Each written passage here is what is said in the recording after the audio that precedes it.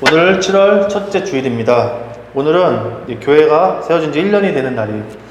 1년이라는 시간이 길고 짧음이 사람마다 다르게 느껴지겠지만 저는 1년이 되게 길었던 것 같아요. 되게 길게 느껴졌습니다. 1년밖에 안 됐는데 사실은 한 2, 3년 된 것 같은 그런 느낌이 들어요. 그러니까 아무래도 1년 동안 이런저런 사건, 사고들이 많은 다사다난한 한 해였기 때문이지 아닌가 싶습니다. 많은 일이 있었어요.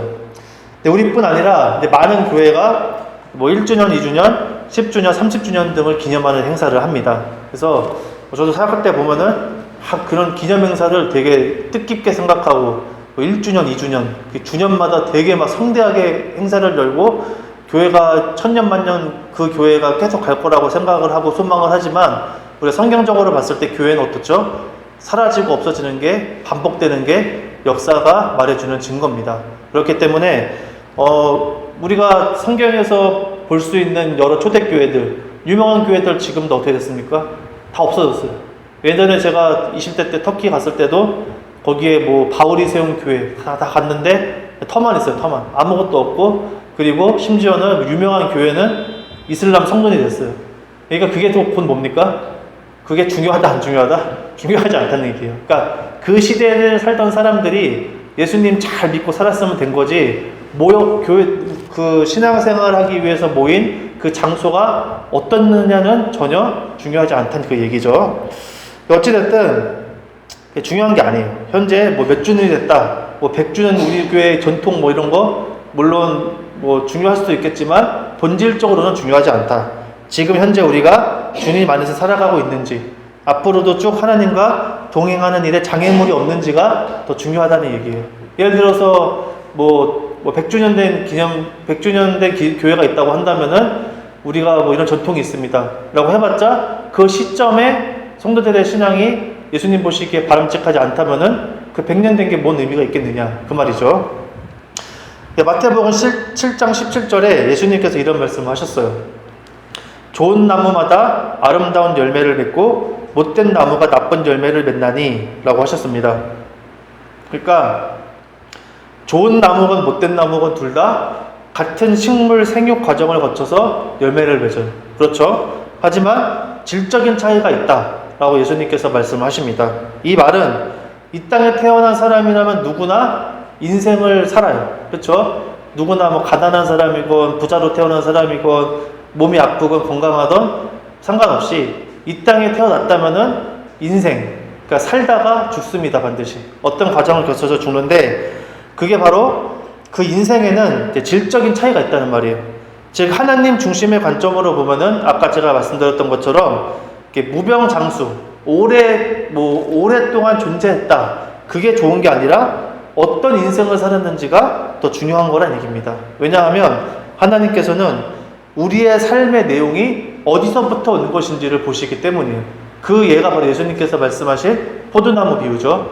뭐라고 하셨죠? 예수 그리스도라는 포도나무에 접붙인 가지인지. 그러니까 얘도 어떤 나무에서 열린 가지가 맞고 쟤도 어떤 나무에서 열린 가지가 맞는데 둘 다 열매를 맺었어요.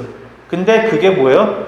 포도냐 아니냐, 그걸 본다는 거예요. 그러니까 사람도 마찬가지입니다. 사람도 인생을 살고 다양한 삶을 사람들이 살아가지만 그 결과, 그 열매를 보고 나무를 안다고 하나님께서 말씀하셨듯이 어떻게 살았느냐, 그리고 나의 삶의 근본, 중심이 어디에서부터 오느냐가 중요하다는 얘기죠.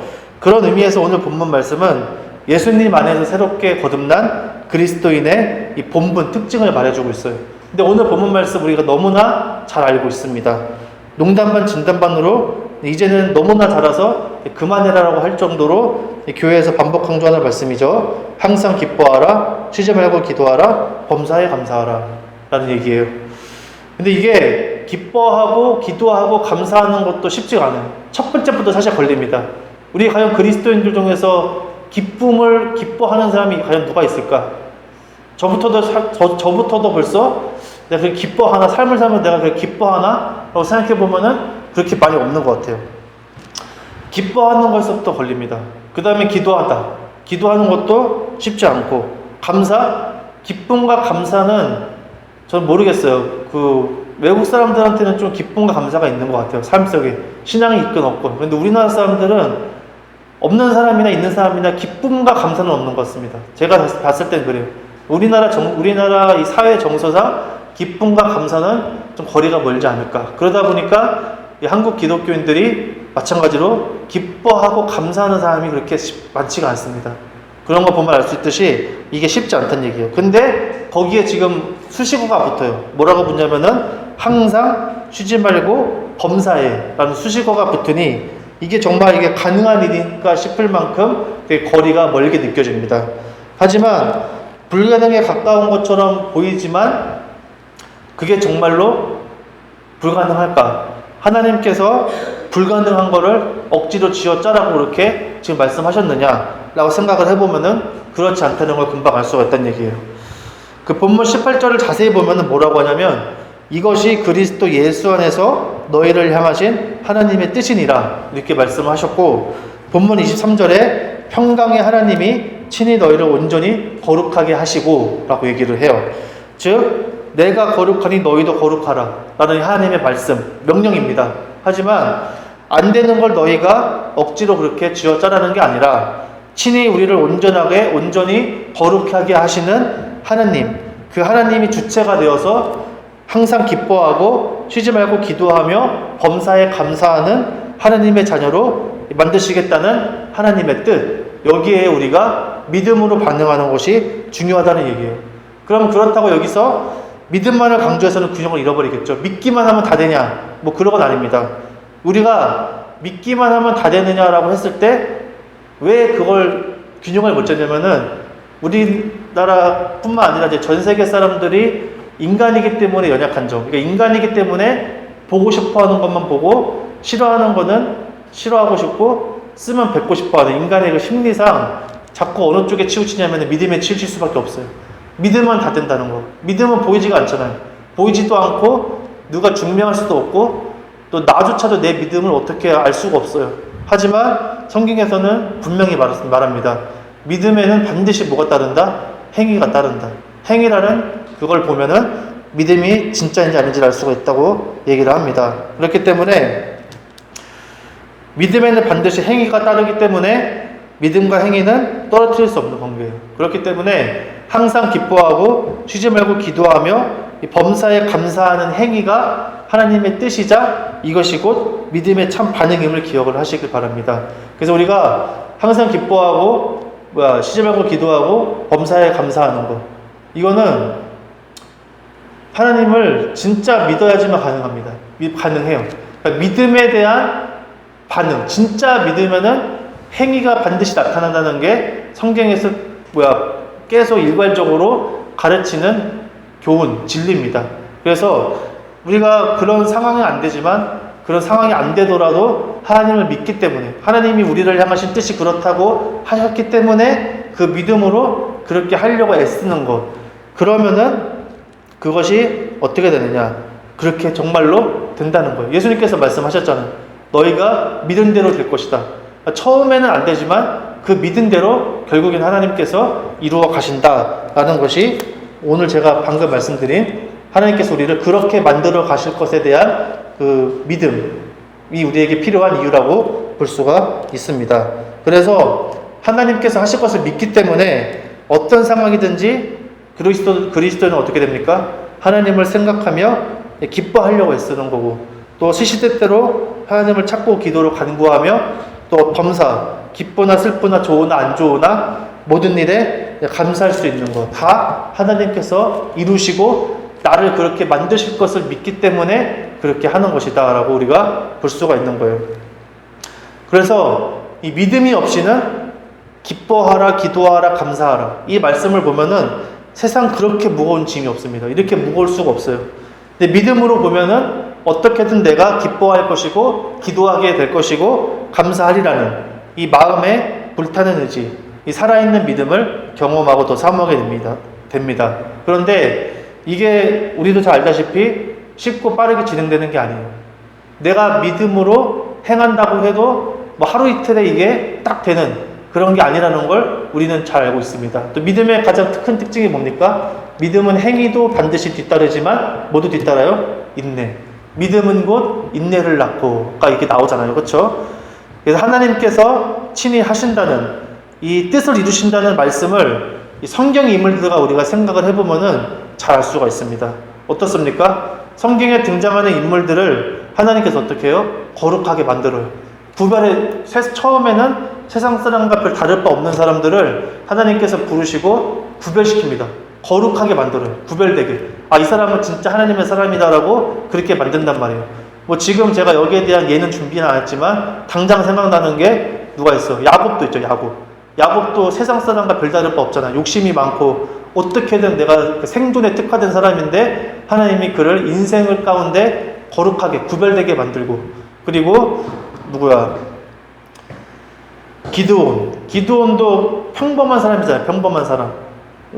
적군이 무서워서 그렇게 자기 그냥 먹을 것만 챙기는, 뭐 용사라고 할 수도 없는 정말 평범한 시민이었으나 하나님께서 그들 용사로 키우셔서 거룩하게 만드는 것처럼 성경 인물들을 보면 다 그렇단 얘기예요. 하나님께서는 친히 하신다는 말씀을 이렇게 성경 인물들을 통해서 보여줍니다. 뭘로 보여줘요? 고난을 통해서 그렇게 하신다는 거예요. 그들 인생이, 성경에 등장한 인물들의 인생이 호락호락하고 무탈한 인생이 아니었다는 것을 우리는 너무나 잘 알고 있습니다. 하나님께서는 사랑하는 자녀에게 하나님께서 하실 것이라는 믿음을 줌과 동시에 그 믿음으로 끝까지 인내하도록 인생에 고난을 주신다는 얘기예요. 본문에 등장하는 항상 기뻐하고 쉬지 말고 기도하고 범사에 감사하는 것, 이게 여러분 우리가 잘 생각을 해봤으면 좋겠어요. 기쁨과 기도와 감사가 인생의 풍파 없이 곱게 자란 사람들에게 쉬울까요? 아니면 하나님께서 동행하시지만 수많은 고난을 헤쳐놓은 사람들에게 쉬울까요?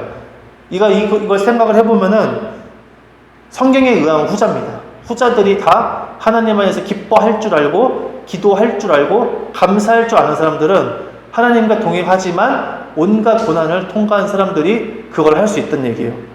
별의별 일을 경험을 해봐야지. 왜 그런 거예요? 정말 하나님 한 분밖에 없다는 걸 이 머리로 이론적으로 아는 게 아니라 가슴으로 영혼의 깊이 각인되기 때문입니다. 하나님께서 이거를 가장 먼저 보여준 게 바로 광야 40년 길. 너희들이 정말 나를 하나님으로 생각을 하는지 안 하는지 너희들의 마음을 내가 시험하려고 40년 동안 삥삥 돌렸다라고 말씀하셨고, 또 요셉의 노예 생활을 통해서 하나님께 요셉을 구별한 거예요. 얘가 이렇게 비참한 인생을 살면서도 하나님을 끝까지 붙들고 의지하는지, 하나님을 전적으로 신뢰하는지, 그걸 봄으로써 그 시험에 통과하니까 하나님이 이집트 총리가 되게 하셔서 이집트 우상을 섬기는, 태양신을 섬기는 나라의 총리가 되었음에도 아내도 전도하고 아들도 결국 지파의 이름에 올리는 그런 사람이 된 거죠. 또 마지막으로 사도 바울. 이 사도 바울의 기상천외한 전도 인생, 죽을 뻔하고 맞을 뻔하고 본인이 막 그렇게 얘기를 하잖아요. 그런 것도 그렇게 그 사람이 경험을 했기 때문에 누구보다 하나님 안에서 기뻐하고 기도하고 감사할 줄 아는 사람이 되었다라고 바울이 얘기를 합니다. 하나님 한 분만이 나의 모든 것이라는 고백, 하나님 한 분만이 내가 의지하고 신뢰할 수 있다는 고백을 할 수 있어야 어떤 상황에서든 기뻐하고 늘 기도하러 간구하며 범사에 감사할 줄 알게 되더라라는 것을 우리가 그런 결론을 내릴 수가 있어요. 그래야 우리가 어떤 상황에, 욥과 같은 상황, 욥이 별의별 상황을 다 겪잖아요. 우리가 그래야지만 어떤 상황이 오더라도 욥과 같은 고백이 나오는 거예요. 욥이 뭐라고 했어요? 내가 태어날 때 맨손으로 나왔으니 맨몸으로 돌아가는 것이 당연하다. 그러니까 자식도 있고 재산 다 잃어도 욥이 뭐라고 해요? 아내는 하나님을 욕하고 죽으라 라고 했는데 욥은 그러지 않았어요.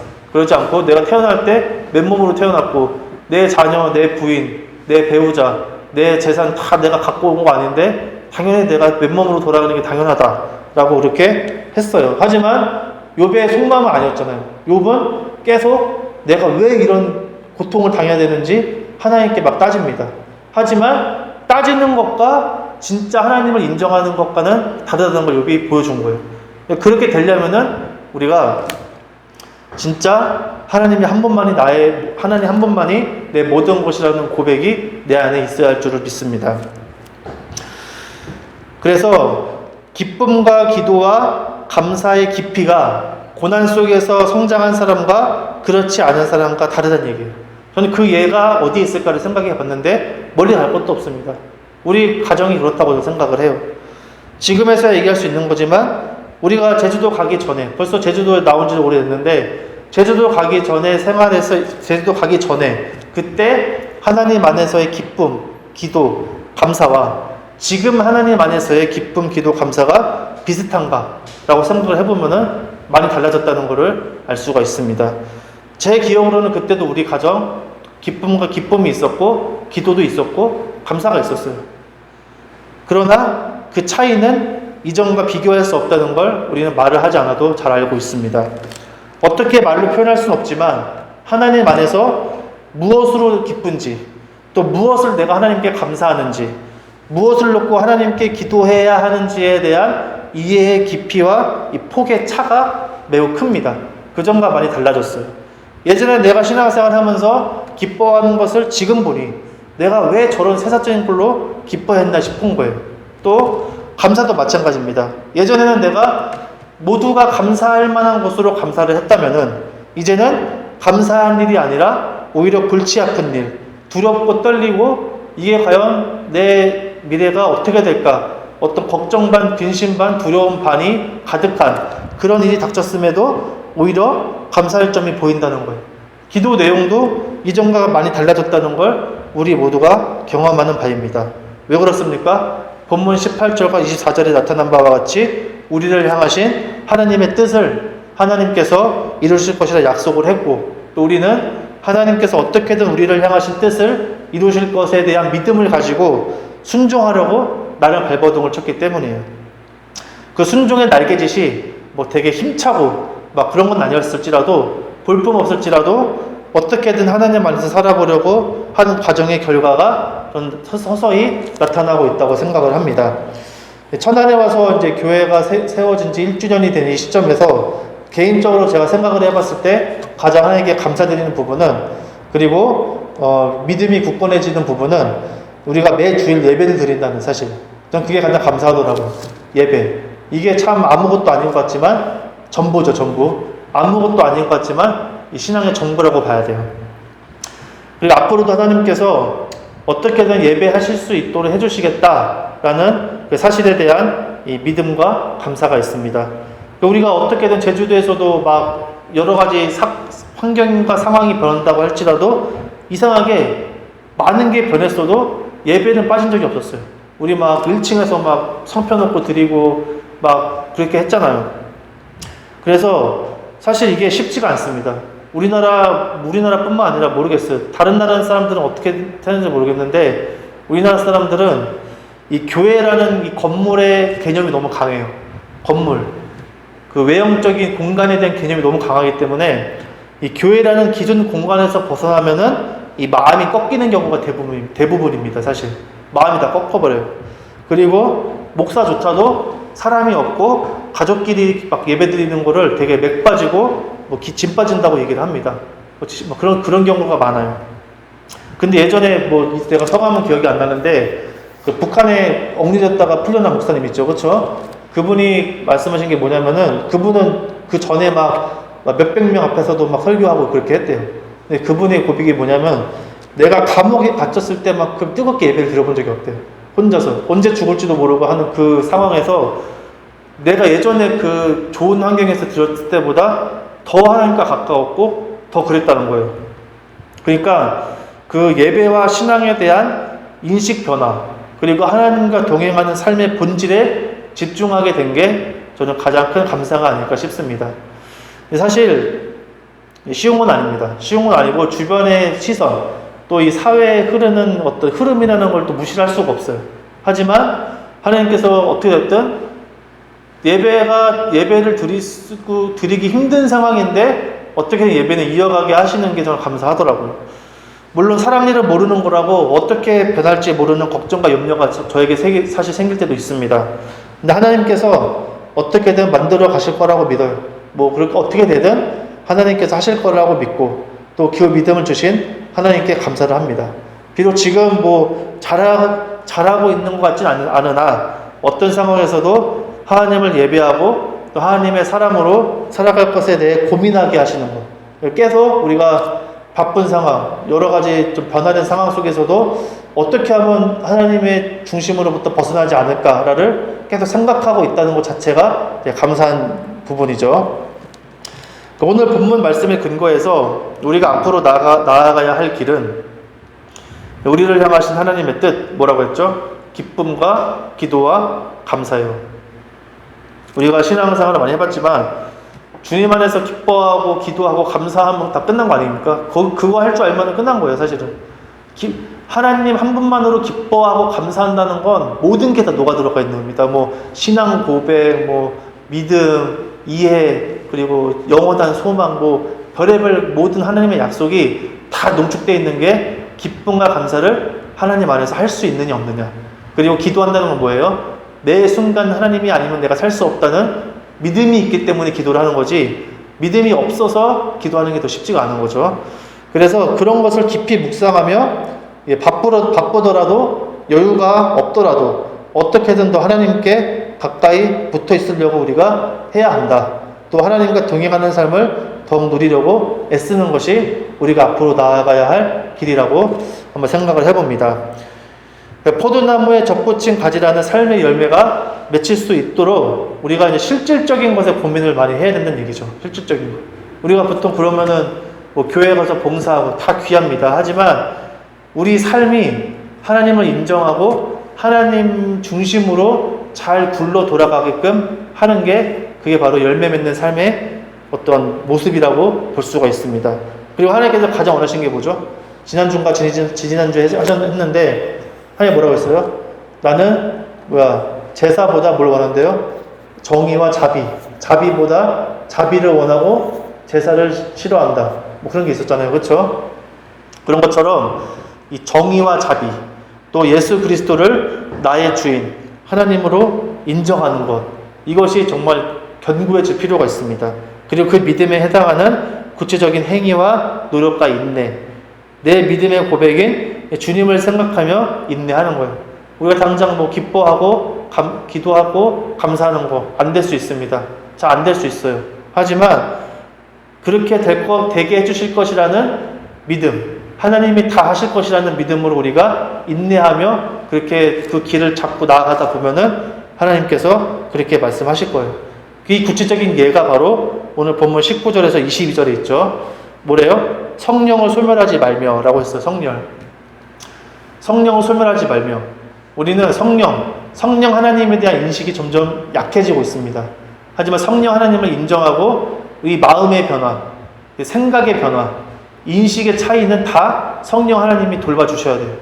이게 사람이 마음이 한번 틀어지면은 하나님으로부터 멀어지는 게 확 멀어지고, 성령 하나님 마음을 살짝 만지기만 하면은 하나님께 그렇게 가까워질 수 없어요. 그러니까 이게 무슨 뭐 하늘과 땅 차이입니다. 그것보다 더 크게 느껴지는데 그게 성령 하나님의 역할이고 우리가 성령 하나님을 찾아야 될 이유입니다. 근데 성령을 소멸하면은 방법이 없어요. 이론만 빠삭한 거, 머리만 커지는 삶에 전혀 변화가 없는 몸이 건조한 그냥 텅텅 빈 신앙생활을 하는 거죠. 성령을 소멸하지 말며 예언을 멸시하지 말고, 예언이라는 건 하나님의 말씀도 있고 예전에 뭐 기도해서 예언의 은사를 가지신 그런 것도 있고, 그런 것도 요즘에는 뭐 후자는 아예 뭐 없는 것으로 치지만 뭐 어딘가는 있을 거예요. 분명히 누군가는 있겠죠. 그런 은사를 받은 사람이. 그래서 말씀과 또 성령을 통해 누군가의 입을 대신한 말씀을 멸시하지 말고, 그래서 바울도 디모데에게 편지 쓸 때 그러잖아요. 네가 받은 예언을 멸시하지 마라. 누군가 예언의 은사를 가진 사람이 디모데에게 그 하나님의 말씀을 전달해 해줬겠죠. 뭐 네가 나중에는 뭐 교회를 이끌 것이다 뭐 그렇게 했으니까 바울이 죽고 디모데가 무서워서 벌벌벌 떨 때 바울이 그 얘기를 한 거라고 누구나 추측을 할 수가 있죠. 범사에 헤아려 좋은 것을 취하려. 범사에 헤아려 모든 것. 그리고 악은 어떤 모양이라도 버리라. 같은 말이죠. 아무리 좋아 보여도 모양은 좋아 보이는데 속이 썩었으면은, 속이 하나님이 싫어할 만한 것이라면은 하지 말라는 거예요. 버리라는 겁니다. 그런 것을 우리가 지키고 사는 게 쉽지가 않아요. 사실은 교회 수요일날 예배드리고 금요 예배드리고 주일 예배드리고 말씀 공부 맨날 해도 지옥 갈 수 있어요. 그거 갖다가 우리가 천국 가는 게 아닙니다. 하나님이 뭐라고 했어요? 열매로 가지를 안다. 그렇게 했잖아요. 뿌린데도 거둘 것이다. 그렇게 얘기를 했어요. 너가 네 안에 예수님이 있는지 없는지 그걸 보고 판단할 것이다. 근데 예수님이 믿는 사람이 범사에 헤아려서 나쁜 것만 취하고 악한 것만 자꾸 마구마구 먹으면은 그게 그 안에 예수님이 있다는 증거겠습니까? 그렇지 않죠. 성령 하나님이 있다는 증거예요? 그렇지 않죠. 예언을 멸시하는 거예요. 예언. 하나님의 말씀을 멸시하는 거죠. 근데 우리가 이런 구체적인 그 기쁨과 기도와 감사의 길, 하나님께서 반드시 이루실 것이라는 그 약속의 길로 가기 위해서는 결국 뭡니까? 말씀과 기도에 충실할 필요가 있다는 얘기예요. 결국에는 말씀과 기도입니다. 이거밖에 없어요. 근데 이거를 좀 우리가 심각하게 생각을 해야 됩니다. 제가 이제 회사 직장 생활, 숙소 생활 하는데 여기서는 신앙생활 할 수가 없어요. 제가 해보니까 건설 현장에서 기독교인 저는 내가 봤을 때 10명에 1명도 안 된다고 봅니다. 교회 다니는 사람은 거의 없다고 봐요. 그럴 수가 없어요. 왜냐하면 그 직종은 돈 벌려고 가는 사람들, 돈 어떻게든 한 푼이라도 더 벌려고. 그리고 시간이 없어요. 시간이. 새벽부터 나가서 집에 오면 7시. 한 2-3시간 있다가 자야 돼. 내일 또 새벽에 일어나야 돼. 그러면은 이 사람인지라 피곤하고 지치니까 쉬고 싶어요. 딴 걸 하기 싫단 말이에요. 그래서 저는 이거를 말씀과 기도가 기본이라는 거를 이제 기본이 맞는데 우리가 여기에 저뿐만 아니라 모든 현대인이 마찬가지입니다. 내가 그렇게 그게 아니라 우리 현대인들이 여유가 없잖아요. 여유가 없으니까 시간이 없단 말이에요. 뭘 해도 시간이 없다는 것 때문에 이제 쫓겨요. 계속 시간에. 그러면은 이 말씀과 기도라는 기본에 어떻게 충실할 것인지에 대해서 진지하게 진짜 심각하게 생각을 해봐야 되는 얘기입니다. 저는 그래서 왜 내가 지금 여기서 이러고 있을까 했는데 저는 여기에 단순히 경제적인 부분이라고는 생각 안 해요.